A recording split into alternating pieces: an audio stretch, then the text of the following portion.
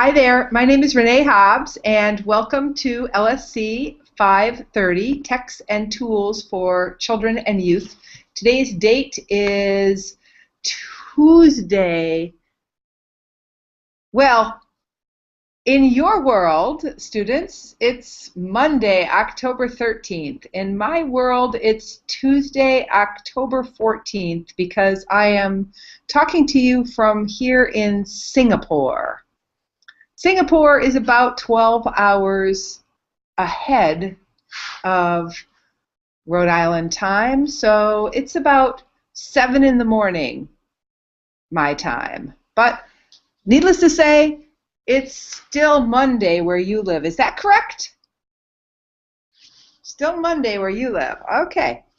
So I'm here at the National University of Singapore, and one of my very first stops when I arrived and after I overcame my jet lag was to go to the Central Library, which is the Central University Library for one of the best 20 universities in Asia, and got to look at their stacks, look at their online collection, walk through the various spaces of the university library, and that's just one of my total joys of my wonderful career, is getting to see all kinds of different academic, public, and school libraries. So visiting the NUS library was terrific.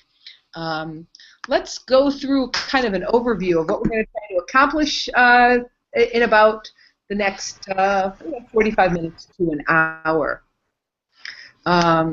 So I'm taking you to our class homepage, texts-tools-children-youth, and I am taking us to our today's date page.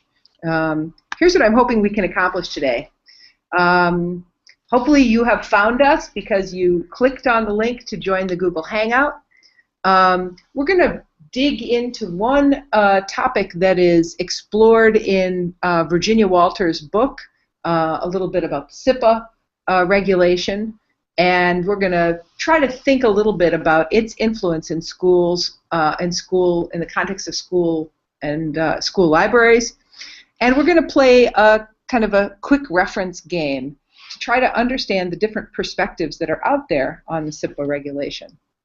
I want to talk a little bit about how to write an IMLS grant, because I did just learn recently that I received $477,000 from the Institute for Museum and Library Studies for a grant called Media Smart Libraries. I want to talk to you about my experience in writing that grant, and then you can see at the end of the class, I'll talk to you a little bit.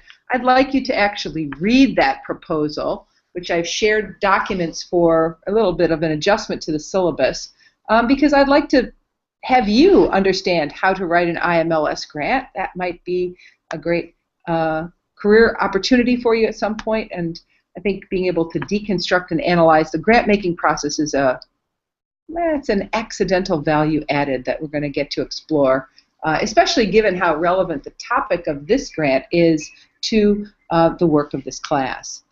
Well, the third thing we're going to do this evening is going to kind of dig into really the two big agendas, the assignments that are on your plate. Your book talk or your storytelling talk, your media production, and then of course you're beginning to think about your final assignment. At the end of the class, I'll talk a little bit about a couple of assignments that I'd like you to complete for next week. So I guess that gives you a sense of what we're. I guess that gives you a sense of what we're up to. Hold on, let me go back to screen share.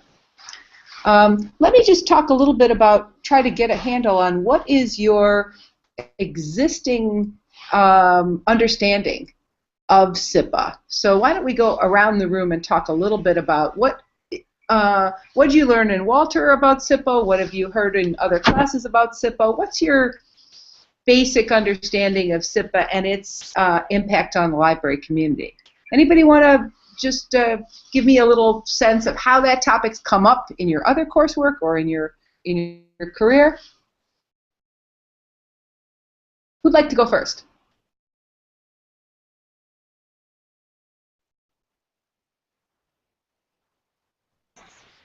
I could talk a little bit, but my knowledge is pretty limited. What you know?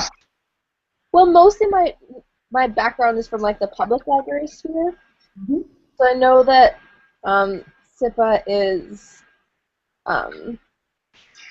about the protection of children in the internet communities, Mm-hmm. and I don't know. I feel like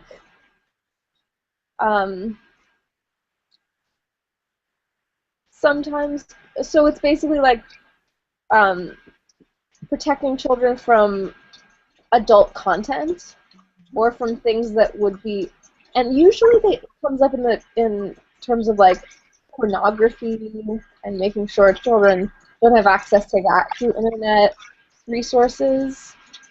But I know it can also, like whenever it comes up with parent groups, they tend to talk about like potentially traumatizing information, which I think gets a little bit gray area.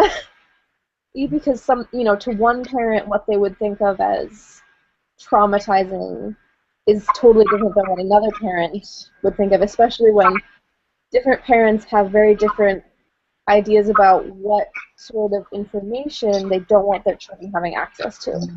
Boy, you have gotten us off to a good start because you've helped us understand that the intended purpose of the law does create a lot of room for interpretation that can be confusing to librarians because the law reflects some questions of ambiguity about how we define inappropriate and appropriate content. So thanks for getting us off to a good start on that. Other perspectives on what you've heard about SIPA, what you've heard other librarians say about it, what you know yourself about it, what questions you have about it that you might want answered. I just wanted to add that libraries don't have to follow SIPA, but they do if they want funding. So, from that, yeah. Yes, thanks for putting out that absolutely important little way that law is written in such a deep, clever way, huh? So delighted to see you joining us, Amy. Thanks for joining us, and we're talking a little bit about SIPA. So I thought we could do just a little mini lecture to get us all on the same page about what this law actually means for libraries, and then play a little reference game. So I'm taking us back to our home page. And if you like, you can watch me on the screen, or you can open up a separate window here where it says Learn More About SIPA.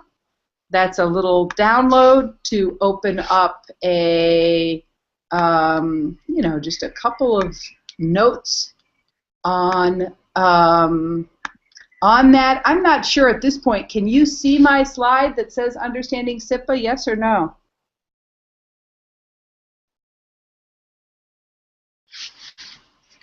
Students? I can see the page, but I don't see like a slide. Got it. You don't see the slide. I'm going to see what happens is when I screen share, I have to share just the right screen. So I'm going to go back. I'm going to see if I can open up just the right screen. That might be a little bit better, right? Okay, so now you can actually see it. Let me see if I can enlarge it to make it a little bit bigger. Now, is it the case now that you can see the whole slide? Yep, I can see it. Okay, good. So we understand SIPA as the Children's Internet Protection Act. We know it was signed into law in 2000. We know it went through a whole series of constitutional challenges until it was found to be constitutional in 2003. The purpose of SIPA is to encourage public libraries and schools to filter child pornography and obscene or harmful to minors images from the library's internet connection in exchange for continued federal funding. We recognize SIPA as part of a general tension between protection and empowerment. That theme keeps coming up over and over when we think about library services for children and youth. We want to protect children from the worst of what the internet offers, and we want to empower kids to use the best of it. There, in the law, was an explicit articulation of the need to protect vulnerable children and from images that are sexually explicit or inappropriate. And there was a profound sense of fear and anxiety that children may accidentally stumble upon these images in innocent search activities. And in general, libraries and schools bear the in loco parentis responsibility, right? Providing for the well-being of children. Now, I want to talk a little bit about this, the middle provision. The middle provision, this idea that children may accidentally stumble across these images or in innocent search activities. So I think it's important to examine that argument and to be able to understand how and why that happens. So what's been your experience yourselves or with children and young people in your life accidentally stumbling over inappropriate content? Does it happen? How does it happen? What makes it happen? What are the issues around children's exposure to inappropriate content online? Well, I have a little bit of experience with this. I know that, so when I was in high school, we talked about this a little bit in my government class because there had just recently been a decision that one of the reasons it was okay not to have certain protections on pornography sites was that the theory was you couldn't access those sites unless you were looking for them deliberately. And that was sort of the feeling at the time, and then a lot of innovation has happened in the internet. The internet is not the same internet it was 5 years ago even, maybe 10 years ago. Oh my gosh, it's been so long since high school. And sort of the thing we discussed was Google Images, which was sort of a new thing when I was in high school. I know it's old hat now, but you know what, you would have the intention of looking for one thing and then be presented with images that were very, very, very different, but that could have different, could have similar keywords. And, that can happen so quickly that, it sort of, you have to very quickly develop these skills of how to search for something without getting all this other content. Right. So thanks for sharing, because you've given us an understanding of how this conversation was relevant even during your adolescence. It continues to be a meaningful topic for parents of librarians and educators. I want to hear your experience. I want to know a little bit more. Does this stumbling across inappropriate content, is this a real problem, a made-up problem, a used-to-be problem, a still is a problem? Well, how have you encountered the phenomenon of the claim that the law is built upon, right? Kids do stumble upon inappropriate content. How have you, how's that topic entered into your lived experience or into your understanding of this topic? I can actually remember one time, about 5 years ago, a high school that I was helping out at, not my high school, but one of the other ones, they had blocks on part of the websites because apparently kids would type things into the search websites or the search browsers, things like the blue-footed booby, I remember the most. And they had to block it because it was actually bringing up in like things that they considered inappropriate.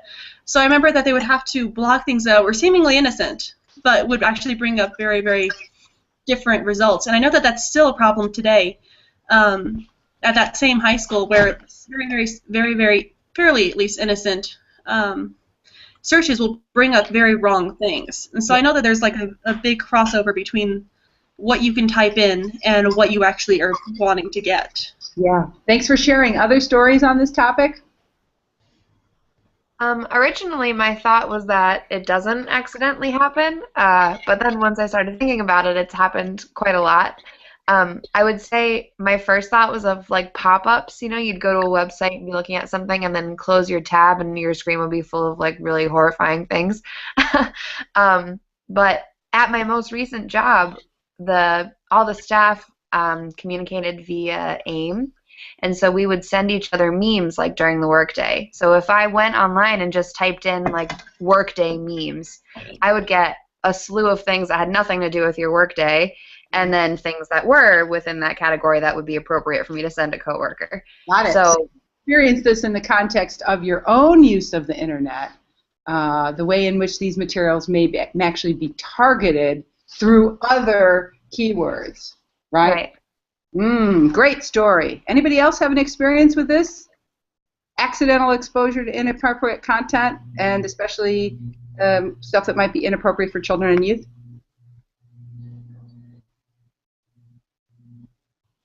All right, I'll tell you a story of my own experience with this, because you know my most recent book, Discovering Media Literacy, is about an intervention where I spent 3 years in a Philadelphia charter school for grades K through 6. We came in as researchers all frustrated and angry that, yes, we knew their internet would be filtered. In fact, I had even the very unfortunate circumstance of going to this school at the very beginning, typing into their school internet, mediaeducationlab.com, and my own research site was identified as porn. That was troubling, right? So I then learned that at least certain teachers in the Philadelphia public schools couldn't see my research lab website because it links to YouTube content, it links to image content, and this filter was so broadly written that it made it impossible for me for educators to even see my website. So I entered the SIPA debate thinking, you know, overfiltering is ridiculous, it's a terrible problem, and then when I started working with children and young people in this program, I discovered how many normal keyword searches took you to disastrous places, and it became obvious to me. So, for instance, a small child interested in horses.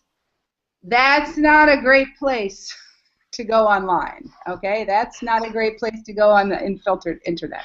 And until we discovered Google's safe search function, we wrestled with that. I even learned and read some scholarly literature about this, that pornographers would actually intentionally target children, really capitalizing upon misspellings and other typically child search strategies, because there was essentially, it was recognized that there was a market in targeting, for example, 9 to 11-year-olds around pornography. So I think the law's roots in appreciating that accidental exposure is meaningful is really substantive. And in a study we did with the 9 to 11-year-olds at the Russell Byers Charter School in Philadelphia, we found that about 50% of 9 to 11-year-olds say in a survey that they've been exposed to inappropriate content. And about half of them say it was an accident. They stumbled upon it accidentally. And this sometimes happens when kids are alone, and it sometimes happens when kids are using the internet collaboratively. So I think we can acknowledge that the parental impulse to protect kids from inappropriate content, that idea that children may accidentally stumble across inappropriate content in innocent search activities is a phenomenon that has its roots in experience, with parents' experience and librarian experience, and in the research literature. But Billy, you were right about the really peculiar way that the rule is worded. To escape the potential impact of SIPA upon the First Amendment, the law is written in this way. So to receive E-rate or other federal funding, schools and public libraries must adopt a written policy that includes an internet filter. They hold a public meeting before the policy is enacted, and the internet filtering is enforced when the computers are used. Now, when the law was written, this idea of a technology protection measure was being designed to keep adults from accessing images online that are obscene or child pornography, and to block minors' access to images that are harmful to minors. Sexually explicit images that adults may have a legal right to, but lack any serious artistic, literary, political, or scientific value for minors. Some of you are familiar with the legal traditions of our regulation of obscenity. Recognize the language there from the Supreme Court, trying to define what counts as obscene speech. Supreme Court justices have long been famous for a phrase. I can't remember which justice it was attributed to. The idea that, you know, I know it when I see it. That obscenity is recognizable. Got pretty hard to pin down over the course of the many disputes about pornography in relation to our First Amendment rights. So this phrase, work that lacks serious literary, artistic, political, or scientific value for minors, seems to be the main thing. And it's probably accurate for us to say that SIPA's real focus is online images, right? So that seems to be the real focus of the law. Now, the SIPA has been criticized since its very inception, and librarians have been among the sharpest critics. And some of the claims that critics make are that these filters block constitutionally protected content. That is, that SIPA directly interferes with First Amendment rights to freedom of expression. And another claim that's made by critics is that these filters don't actually work. So that the keyword search strategies and other ways that the filtering mechanism is employed don't actually block obscene content. And a third group of critics actually says that SIPA interferes with the information literacy skills of teaching kids how to be prepared for the open internet. If, after all, as John Dewey said, the purpose of education is to prepare students for life in contemporary society, if your K-12 years are all full of a school-blocked internet, you may not be getting the kind of educational experiences that you need to manage on the open web. One other group of critics observe that we don't actually have a good idea of what's being blocked. There has not been, it's very challenging to design research studies that help us figure out what's being blocked. In this case, this reflects my own experience. Only by going into a school did I discover that my own website was blocked by a SIPA filter. And we don't know exactly what's being blocked, and that does present some real research challenges and some challenges to understand whether or not these filters are going they're going against their intended outcome. And finally, librarians say that content blocking goes against the ethical obligations of librarians. Now, future librarians, I want you to unpack that last one for me. So, what does that mean? Content blocking goes against the ethical obligations of librarians. How do you understand that in relation to the core tenets and values of librarianship? Why does content blocking troubling according to the values, the deep core values of librarianship? Who'd like to share?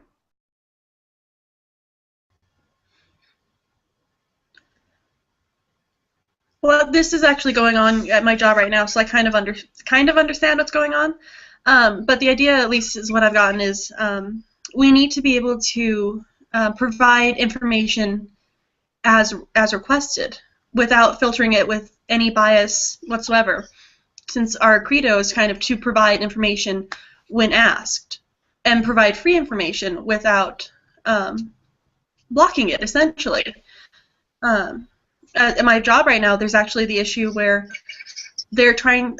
One group is trying to convince us to get content blockers for all the city libraries' computers, while most of the librarians are fighting it, saying that we can't. We're not allowed to do this. This is against what we believe in. And so there's that big push and pull between the two needs. Where the community wants, where some people in the community want filters, and librarians say, if I have a filter, I won't be able to actually meet the needs of patrons. Open up the discussion. Other perspectives on this. Help me understand what you've learned about the core values of librarianship and why some librarians think SIPA stands in substantial opposition to the core values of librarianship. I have some thoughts on this. We had such a funny situation. It's so funny because there is a certain amount of legitimacy to parents wanting to protect their children from obscene content and from content that is arguably damaging. That's kind of the difficulty to assess. But most of the cases we've had to deal with are cases where it's been people who believe that certain content is, according to them, against their beliefs. So we had one parent come in.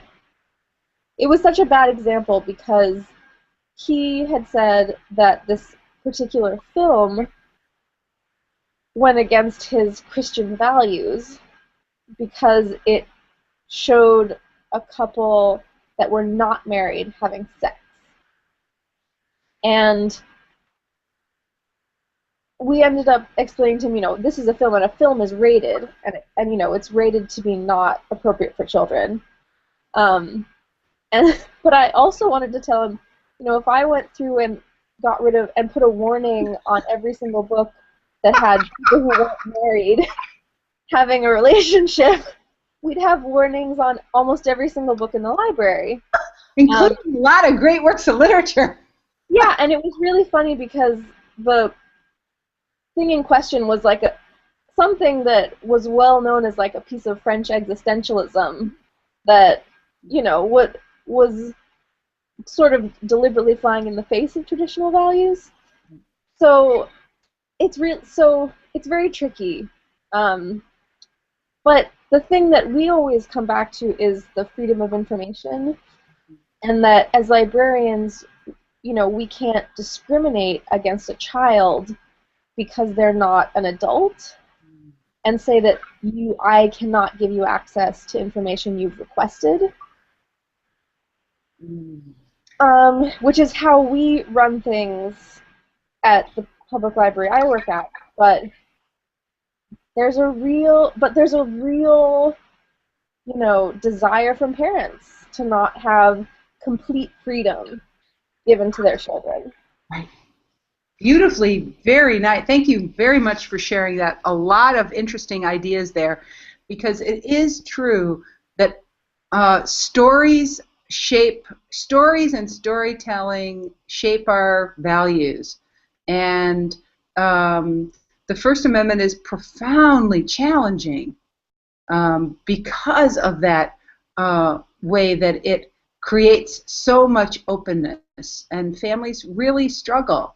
And I feel like I don't want to trivialize that parent who is frustrated at the quality of content that is out there and the kinds of messages out there. I have a lot of sympathy for parents who struggle with the we can say the depravity that is endemic in many forms of media. At the same time, I love how nicely you talked about the idea of respecting the integrity of the child, as having fundamentally the same rights to information as older people. And that, I think, does reflect the spirit, a core value of librarianship that's pretty important. One of the areas where this issue of protection of children in relation to the freedom of information, that's a big, deep value for librarianship, comes in, has to do with review websites. That's a topic we talked about last week. Remember, we looked at Voya and Common Sense Media, and we looked at Children's Technology Review, we looked at the School Library Journal review websites. I found myself at a library conference about 2 years ago, and I happened to mention the very useful reviews provided by Common Sense Media. One of my former graduate students now works there, so I'm especially proud and happy about that. And a librarian came up afterwards to me and said, it's against library principles to use review websites that rate content by a particular values orientation. And I thought about that a little bit, went back to the ALA website, reviewed those important guiding principles, and lo and behold, he was not wrong, right? A review website that uses values-based ideological framework to rate and evaluate content is something that librarians should be skeptical about. And at the same time, I realized how, when common sense values match my own values, right, I'm less likely to see that as a problem because their values map onto my values. It seems natural. Of course, we should be thinking about how consumer culture and media violence and the representation of women are operating in children's media, because those are things I care about. So I'm much more likely to detect the values and ideology of a review website when its values are different than mine. If, for example, it's a very conservative evangelical Christianity framework, then it's maybe more noticeable to me. So I found myself in a complicated situation where I recognized how it's harder for me to be tuned into issues of intellectual freedom when my own values are linked to the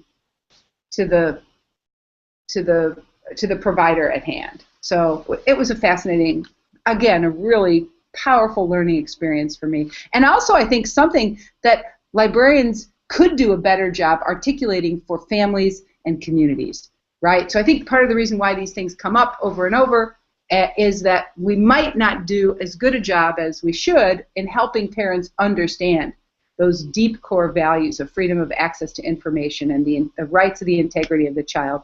And those are topics that I think parents can learn to understand a little bit better. All right, so I'm going to go back because I want to get to our little activity here. What I'm hoping you're going to do is now we're going to play a reference game. Okay, here you go.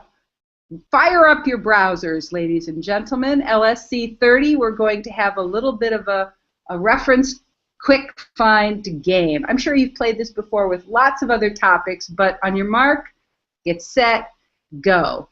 What I'd like you to do right now is take about 5 minutes. That's just lightning fast. I want you to see if you can find interesting source material, interesting online content that help us understand what are librarians saying about SIPA, what are technology specialists saying about SIPA, how about media professionals, what are their views, and finally, how do community leaders understand that? So let's make sure that you know what your job is. Do you have any questions about what I'm going to ask you to do, my amazing synchronous students, Billy and Aaron and Christine and Chelsea, and anybody else who might be watching live? We're going to take 5 minutes. We're going to try to search for content that reflects those different points of view, and then let's do this. Let's dump it on this little scratch pad. Do you see here on our website I've put a little ether pad for us to dump our findings. Play the quick find and put the information you find here. Do you guys have any questions before we begin?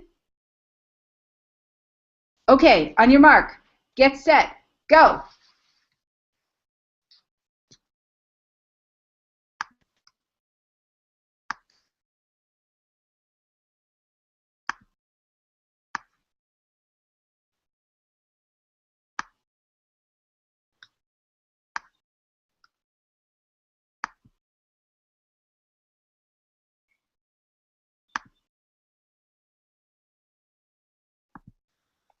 Professor Hobbs, could you just put up that list again with the 4 different groups? I got librarians. Thanks for asking, Billy. I'll put that up so you get the 4 points of view that we're trying to search and find. Thank you. I think you can see it now. I'll make it a little bit bigger while you work.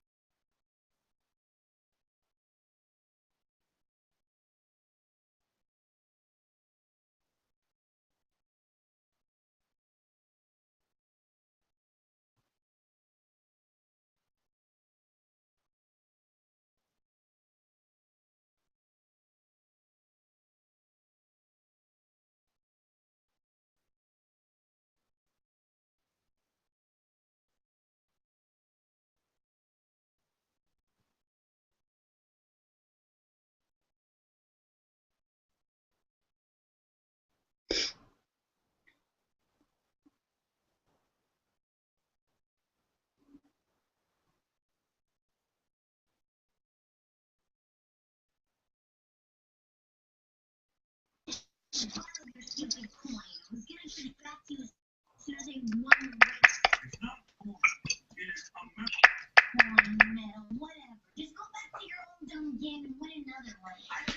anybody have my phone around?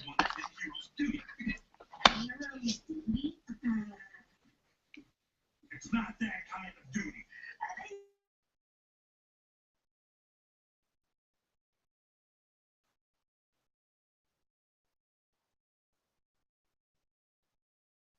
After you handle that medal, listen. Why did the hero flush the toilet? Say why? Why? Because it was his duty. How dare you insult hero's duty, you little gutter snipe? I earned that medal. You better get it back for me, too. Jessica, I don't know if my class can hear that noise, but you need to shut it off. Thank you. Okay, you have 3 minutes remaining.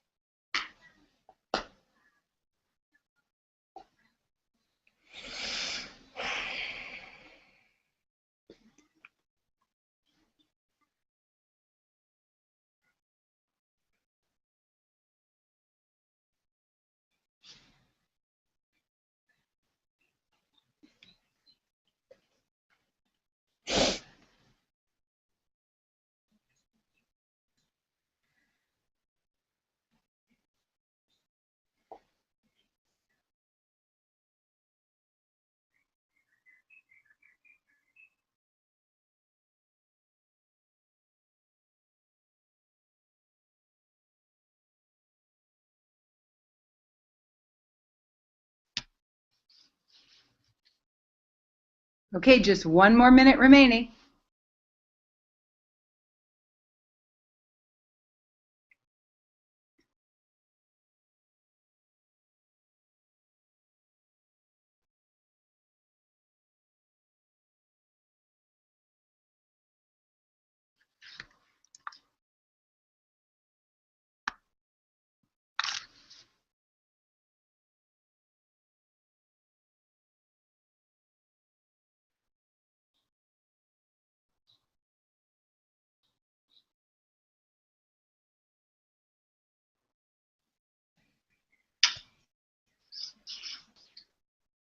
Okay, just 1 more minute remaining.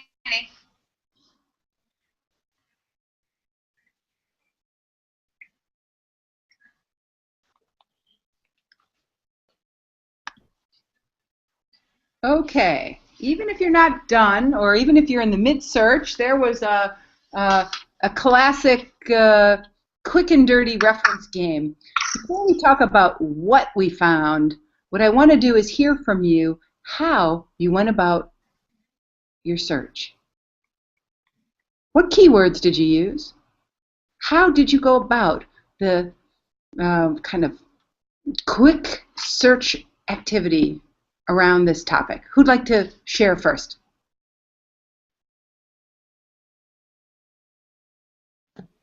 Well, I started with the acronym SIPA, and then I was finding I was getting a lot of other stuff mixed in there because that's an acronym for a lot of stuff like pharmacies and things like that. So then once I wrote out Children's Internet Protection Act, I was getting a lot more obviously centered results. And then I chose the word reactions because I figured that would be a good word to kind of cover all of my bases, good and bad, about how people were interacting with the act once it was enacted. Thanks for sharing that strategy. Who used a different strategy? Tell us about the keywords you used and the strategy you went about in a quick find activity to gather information about different perspectives about SIPA. What strategy did you use?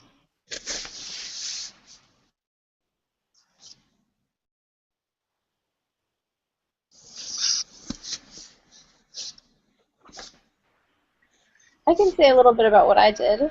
Thank you. So first, when we did, the first question I looked at was what librarians were saying. And rather than try to find like a little blog, I just thought I'd look like, what does the ALA say? Good job. Because, I thought, then I'll sort of have like the biggest, broadest. Admittedly, it'll probably be not the most like little opinionated, interesting thing. So I just looked for ALA and SIPA, and so I put up there what they have, and they have a good broad page with lots of links to different things. So I thought that was useful. Then I did. I was really interested to see like the community leaders. And I would love to hear like politicians maybe talking about if they had any content about that. So first I tried politician SIPA, and that didn't yield many results. I think a lot of politicians don't like say politician. Yes. They don't self-identify as politicians. So then I thought, oh, well, maybe community leader is a better word, because a lot of people put, like, I'm a community leader on their political page. But that ended up not yielding that many results either, other than that it had a parents group, which I did think was interesting. So I did put that up. Thank you for sharing that great reasoning process behind your strategy for moving forward in your search. Erin, what strategy did you use in terms of keywords and approach to this quick find activity, trying to explore how to get at the different perspectives that these 4 different groups have about the law? What strategy did you use? So I started with the what librarians are saying, and I went to Tumblr because I knew a ton of librarians who use Tumblr a lot, and they use it a lot to get very angry about things, anything, almost everything. And so I thought it'd be a good way to get a perspective about what they're really saying in personal thoughts in a user-friendly fashion, which is pretty accessible to just about anyone from being a librarian to just a regular user. So it was kind of good to get down to the bare roots of what people wanted to say. It's a bit biased though, because people on Tumblr tend to be a little bit more liberal, but it was still good to get at what librarians at least are saying, most that are in the social media view were wanting to speak about. The only problem I had there was that SIPA also brought me to a disease that shares the same name. So I had people talking about the law and also the disease. But what I appreciate is here's yet another strategy. Knowing that you're trying to find opinions, you went to a social media site where the sharing of opinions is part of the fundamental premise of the website. So cool, creative strategy.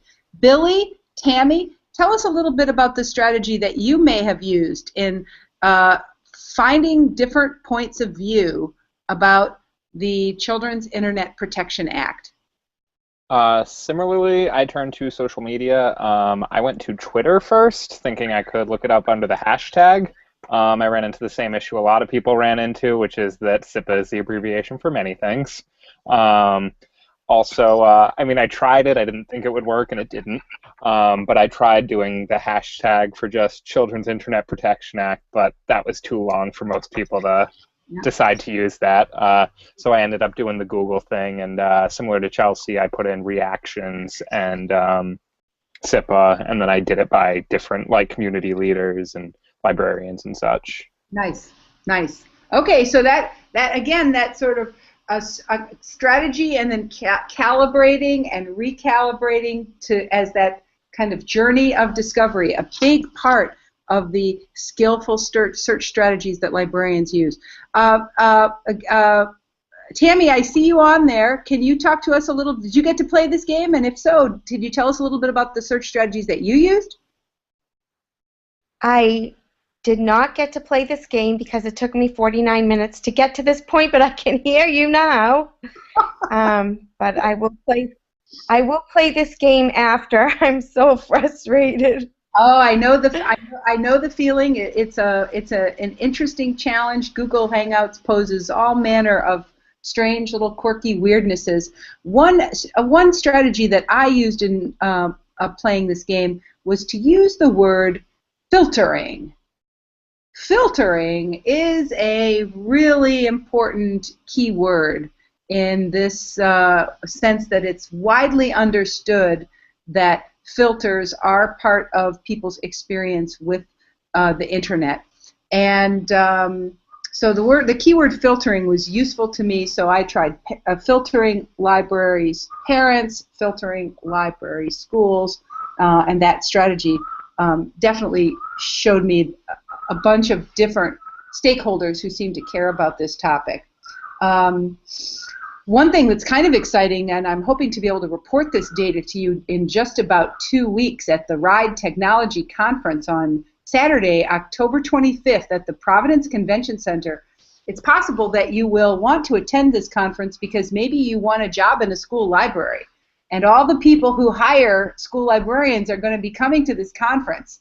And they're going to be talking about media and technology and digital literacy and blended learning, and maybe you will want to do a little networking if you're looking for a job as a school librarian in Rhode Island. But we're going to be releasing the results of a 12-item opinion poll that we're trying to share widely. And I've Twittered a little bit about it, and after this class I'll send you guys another Twitter. I hope you'll share with your social networks. It's a 12-minute quiz. It only takes about 3 minutes to produce. We're trying to gather baseline data about public awareness of digital learning in Rhode Island.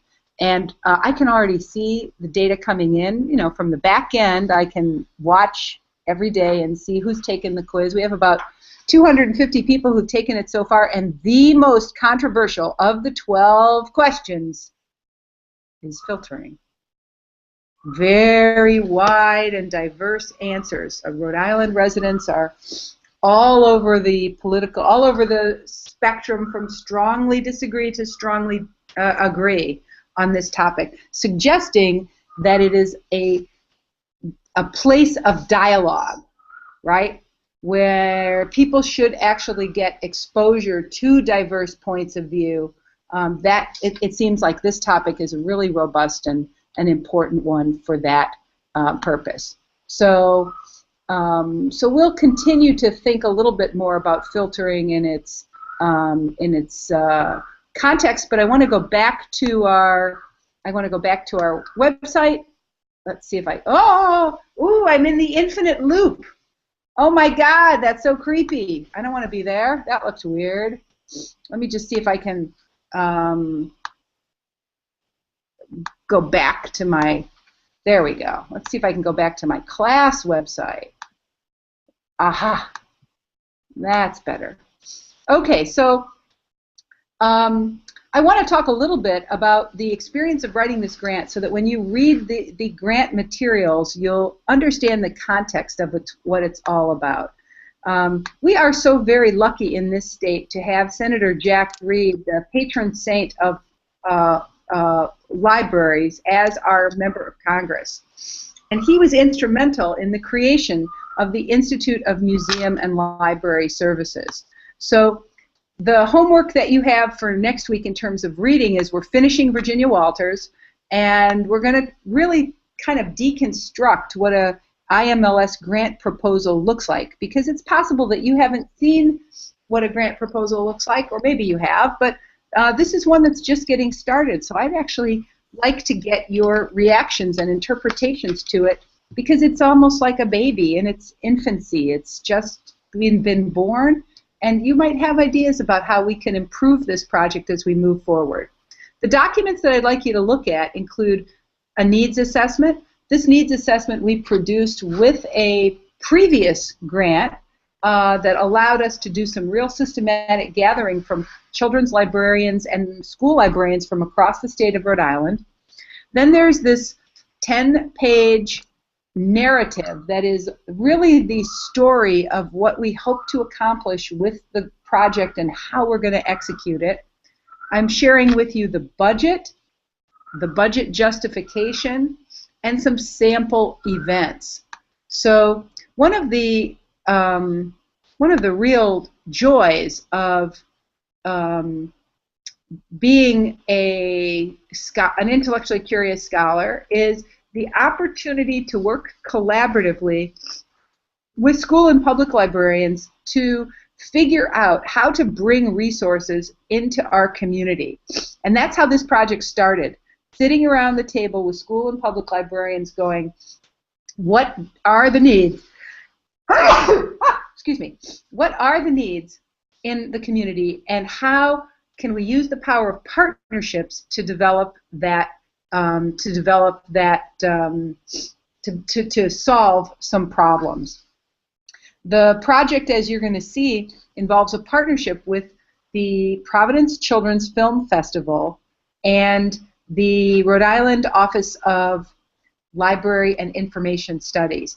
And so as you read the grant, I'd like you to think a little bit about how this grant reflects some of what you've been learning in this class, what opportunities might exist in your world for this grant to support your own work, and really what questions are raised as you read. So read like a critical reader. This grant passed through a big gauntlet. 130 proposals were received this round, and 30 were funded. So we know it met the threshold for quality because we got the grant funded, but there are still lots of places where in the next 2 months we have to really firm up, moving from a vision on paper to a reality.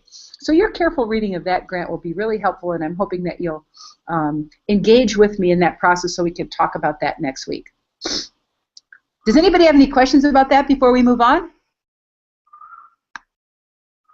No, cool. All right, let's talk a little bit about the upcoming assignments, because you have 2 big projects that are both percolating, and they have their own challenges and deadlines. The first one we're going to look at, I'm going to just open up my browser a little bit wider so I can show you this.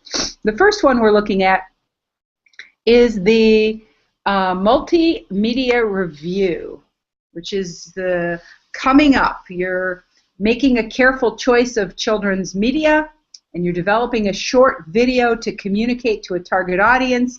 That might be a promotional review like a book talk or a trailer. It might be a story time experience, and it even might be a critical review. What questions do you have about the work that you're going to be doing? That project is coming up, due on November 3rd. So you have a little bit more time, but I bet you have questions that I can answer, or that questions you can ask on behalf of other students who are watching this non-synchronously and might want to have answered. What questions do you have about this assignment?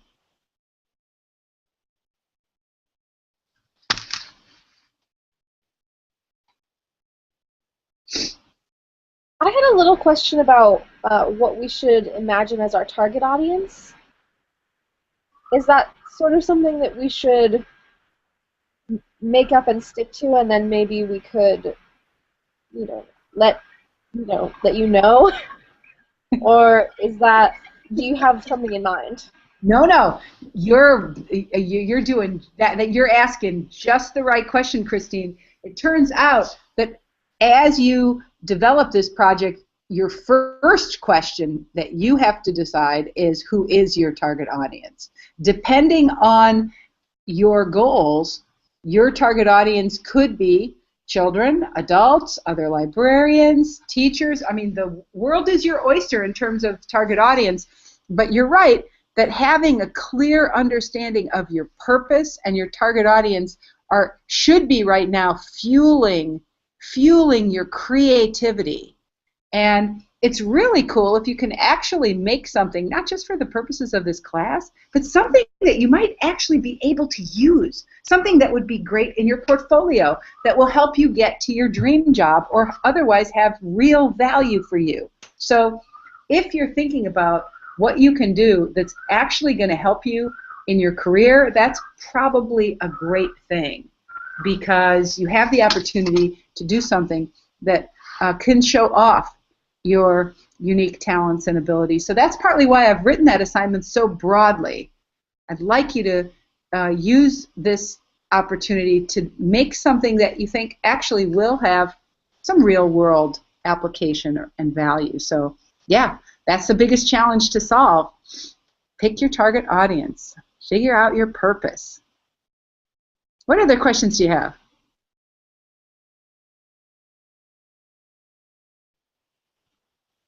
I had a question about kind of the conventions of it. If I was, say we're doing a story time, we choose to do story time.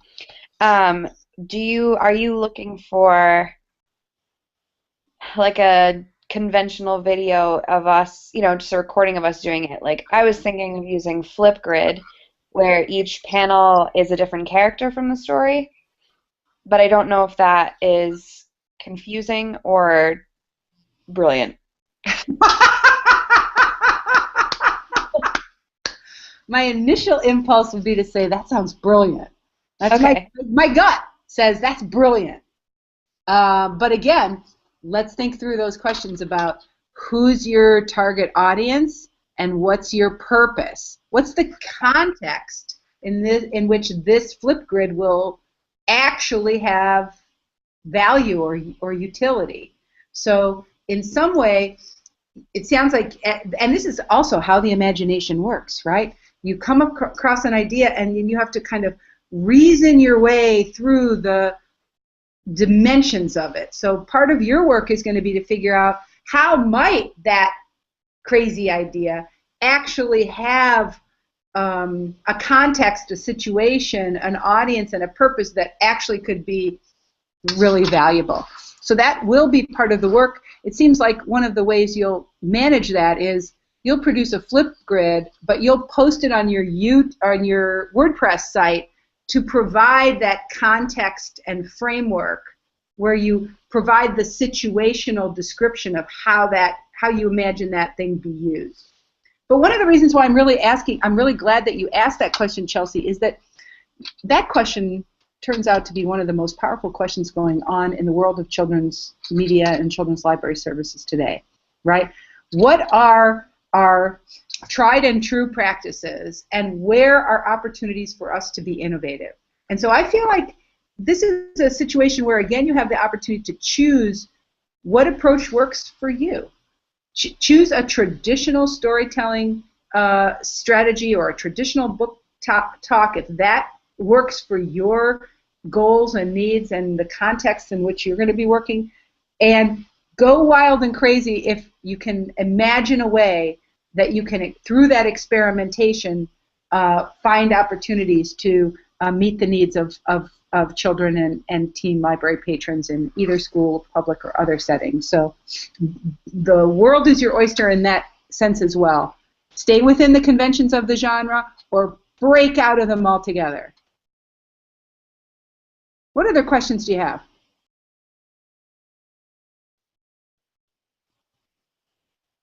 Okay, so it sounds like you guys are completely comfortable about that. So then let's go to talk a little bit about the next piece of that. The next piece of it I see in my screen is they're coming in today. You have emailed me.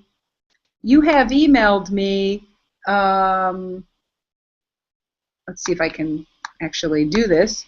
You have emailed me your draft ideas for the final project.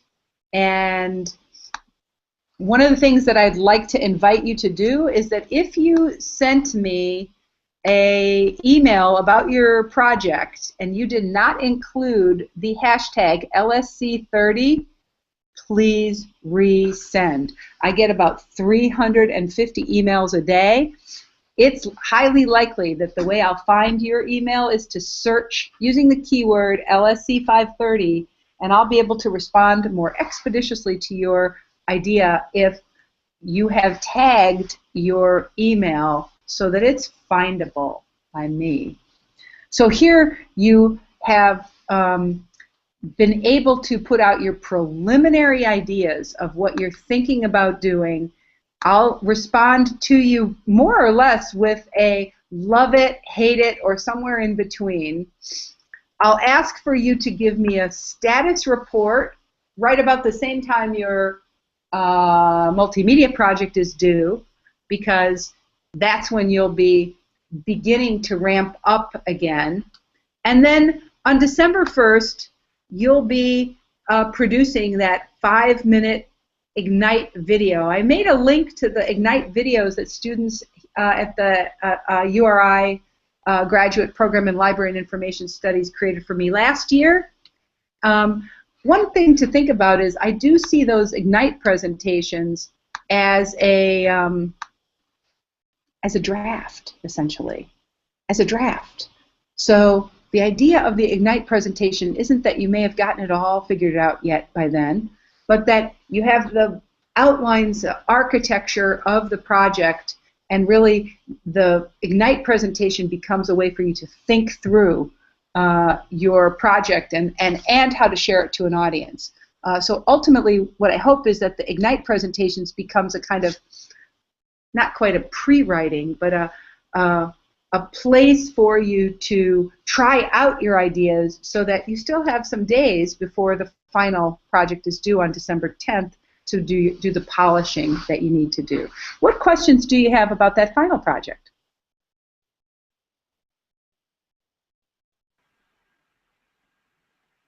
I had a question.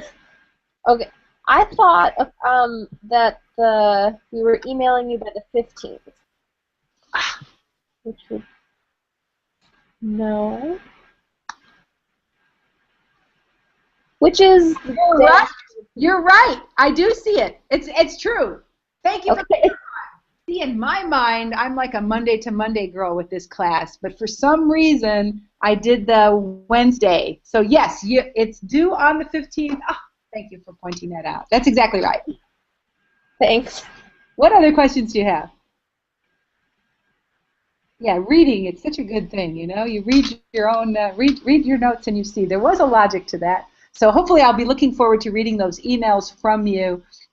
You can expect feedback from me pretty quickly on that, certainly by the weekend, as I try to respond and be helpful to you about those projects. One of the things I really invite you to do is think about the fact that when you finish this MLAS program, you will have 3 clusters of expertise that will be part of your identity kit as a professional librarian. Think about how this project and your interest in children, media, and librarianship can actually build some expertise that will be useful to you and really will help develop your professional identity in ways that will lead to career success. That's the pragmatic goal, that you follow your intellectual curiosity and establish your own credentials by acquiring some expertise in that. I'm pretty good at helping students take a research paper and turning it into a conference presentation and a publication. And from students that I had last semester in LSC 530, 3 of the 15 students that I had last semester have created conference or academic scholarly papers that have the potential to be published. And so I'm assisting them with that process right now. So if you do choose to write a traditional academic paper, do think about it as a way to reflect your own understanding of a field, but also to formulate ideas in a new way that reflects your own understanding so that you can contribute to the knowledge community by giving back. Because that is another key value of librarianship, how we build upon each other's work to create new knowledge to share with others as part of the scholarly inquiry process. So hopefully you'll take advantage of that and examine something that's a burning question or something interesting to you that you want to learn more about. All right, so I want to invite you to go back to the website, and now it's time. Oh my gosh, it's an hour. We've been an hour chatting, and it's time for us to go home now. So before we do that, let me talk about what I'd like you to do for next week. What I'd like you to do for next week is just a couple of things, because I'm really imagining you're ramping up on your project-based learning right now. Go back to the page for today. Go back to the 21st Century Librarian. We are reading Virginia Walters. We started reading her this week, and next week we're going to take her apart. We're going to start by looking at this short video from the Children's Museum of Atlanta. And what I'd like you to do, it's just a short 7-minute video, is I'd like you to answer these 2 questions using the Flipgrid. Right now I haven't made the Flipgrid live yet, but right after this class I'll do it. We're trying to see what librarians can learn from museum educators, because that is a symbiotic relationship that we haven't yet had the chance to explore in this class, and I think it's really important. So we're going to think about, what do children's museum professionals have to help, how can they help us think more deeply about our own practice? And that then will allow us to engage in a little bit of dialogue about Virginia Walters' work. If you do even just a little bit of searching, you will discover that this little book, slender and as elegant as it is a little bit controversial. It has its proponents and it has its critics. So what I'd like you to do as you prepare for a more detailed conversation about Virginia Walters, once we've finished the book, we'll really get to dig into it, is exercise your critical thinking skills by analyzing the strengths and limitations of her 6 core values for children's library service. We're going to do that visually, so that I'd like you to contribute to each of these walls, offering a pro-con point of view on her 6 values. Reading books contributes to the good life. Readers' advisory services, storytelling, and book talks are key strategies in the to promote reading. Her second 2 core values: the individual child is the primary user of children's library service, and the children's room is an integral element of where that library service happens. Her final 2 core values: children's librarians are the appropriate specialists who can best deliver library service to children, and children's librarians are advocates for library service to children. These are 6 core values that we're actually going to try to interrogate. She provides a pretty good articulation of what the pros are, so you may use summarizing or paraphrasing or direct quotation to bring her ideas onto the Padlet wall. But I also want you to exercise your critical thinking skills to argue with Walter a little bit and see where her work is, what are the limitations of the work. And finally, I'd like you, bold future librarians who are reinventing the field, I'd like you to brainstorm a little on this Padlet wall what new core values might be needed for the future of children's library service. So what questions do you have about this assignment that's supporting our big discussion of Virginia Walters next week? Any questions? Okay, so I hope you have a great week. I hope you enjoy the opportunity to dig into the projects and activities for LSC 530. I'm really glad you were able to join us live. We lost Tammy, and we lost a few other folks, but Chelsea, Christine, and Billy, you stayed in it for the long haul. I appreciate your frank and candid conversation and for playing the reference quick search. Thanks for joining me. My name is Renee Hobbs. This is LSC 530, and you're here with the amazing students of the University of Rhode Island's Harrington School of Communication and Media graduate program in Library and Information Studies. I'll look forward to seeing you back on Eastern Standard Time next week. So thanks for joining me. Bye.